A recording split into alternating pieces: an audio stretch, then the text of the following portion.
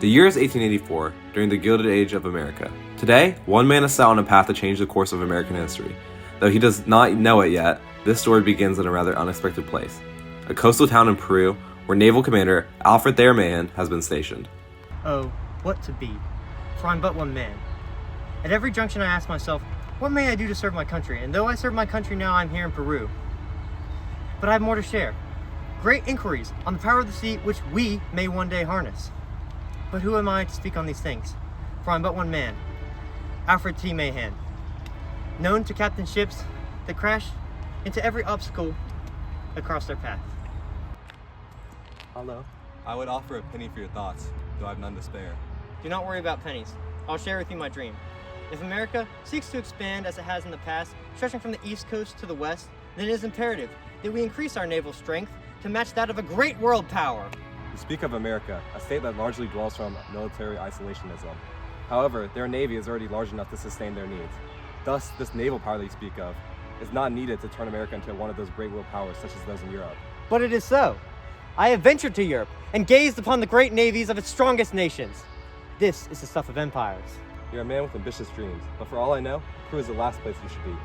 How will you convince your country what has become so clear to you? I do not know.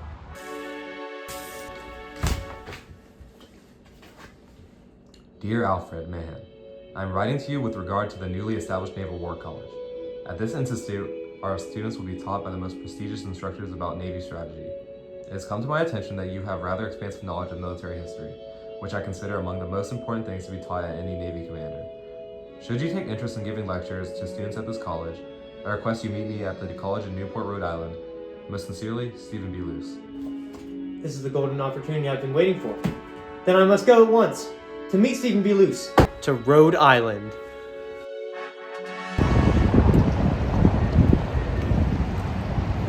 You must be Alfred T. Mahan. I'm Stephen B. Luce from the Naval War College. It's a pleasure to make your acquaintance after you have so generously offered me this position. Your gratitude is commendable. Before you can teach, there's lectures to be written and books to be read. Then I shall return to my home in New York and prepare to teach at this institution. I'm fortunate to have picked such an honorable man. I look forward to our work together. Over the next few months, Mahan toiled in his study, reading novels and writing lectures on the histories of navies in the 17th and 18th centuries. He exchanged many letters with Luce about his plans for teaching at Naval War College, and much anticipation grew out of their discussions. Until one day, when Luce summoned Mahan back to Newport to deliver surprising news.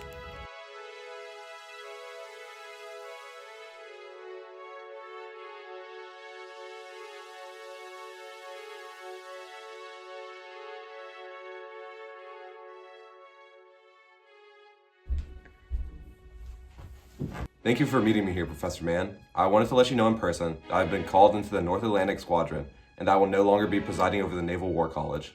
How could this be? How could you leave behind your dream of educating the Navy? Because I know you will carry out my dreams. I have seen your dedication to the ideas and your eagerness to share them. That is why once I am gone, you will be the new president of the Naval War College, effective immediately. I am not asking. Forgive me, for this comes as a great surprise. However, I understand. I will do everything in my power to make this college as great as you dreamt it to be. I request only one favor, that you collect your writings and have them published, so that way the words of Alfred T. Mahan may be read across the nation.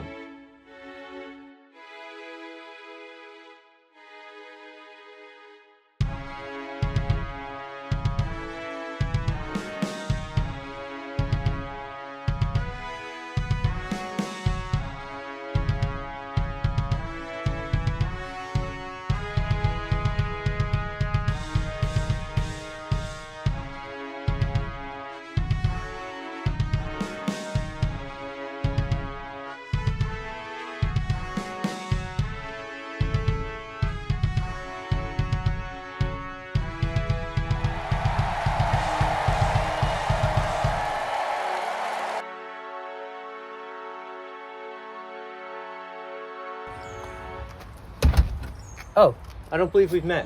I'm President Mahan of the Naval War College. Theodore Roosevelt, but please call me Teddy. I heard about your lectures through the grapevine and decided while I was in New York I'd come to one of them. Many thanks, Teddy Roosevelt. But tell me, how is it exactly you came to hear about my lectures? There's much talk in New York about expanding the Navy, and as I myself am entering politics, I was wondering where I could learn a thing or two. I was pointing here to you, Alfred T. Mahan. I heard you have a book on the way. Once it comes out, I'll be sure to read it. I believe that a man such as yourself has the ability to make history. Your words are too kind, Teddy Roosevelt, and I assure you will become a great politician should you continue to pursue it. Thank you, President Mahan. You have no idea how much this means to me. Farewell.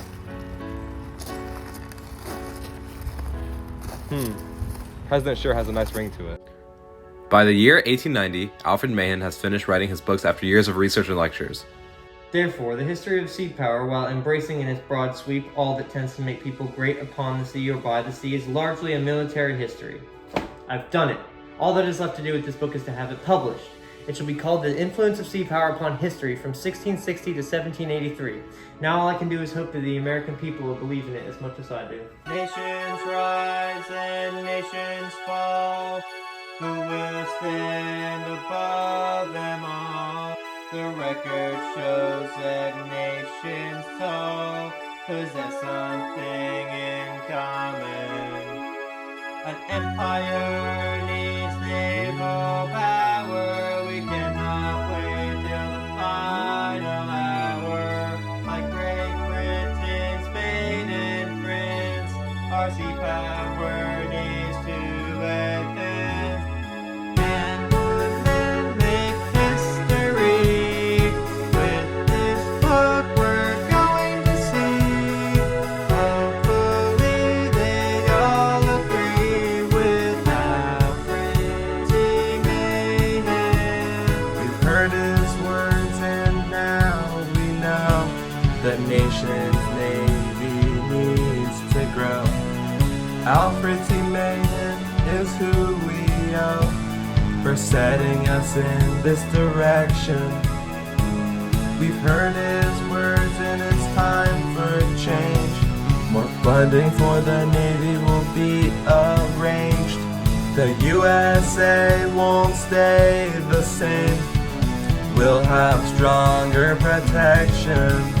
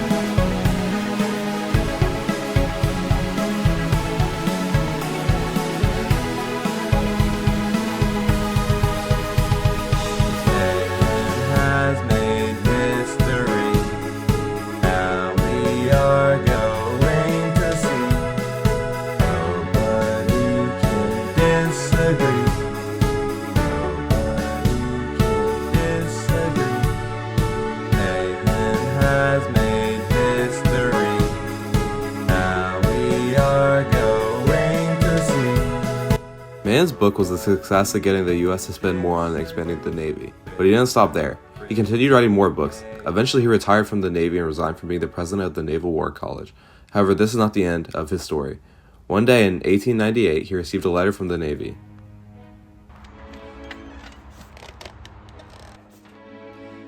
Based on your knowledge and expertise displayed in your publications, you are seen as a valued asset in naval strategizing.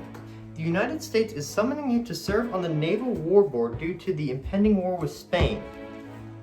And I shall prepare to serve my country once again.